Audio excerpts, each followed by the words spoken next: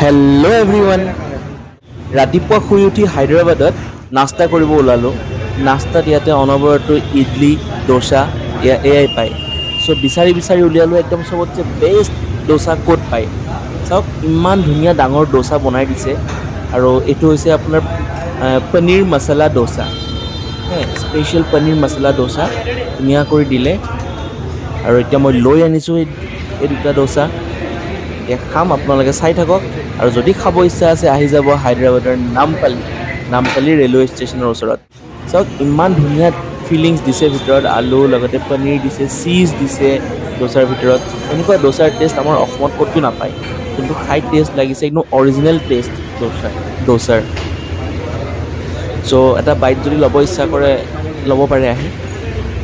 আৰু আহিলে হায়দৰাবাদৰ নামপাল্লি ষ্টেচনত আছে সুপ্ৰভাত টিফিনছ বুলি। মেনুখন মই দেখুৱাই দিছোঁ, চাওক ইয়াতে প্ৰাইচবোৰো আছে। সুপ্ৰভাত টিফিনছ গুগল মেপত মাৰি দিলে পাই যাব নামপাল্লি। অ'কে দেন, নেক্সট ভিডিঅ'ৰ কাৰণে অপেক্ষা কৰক। Bye bye.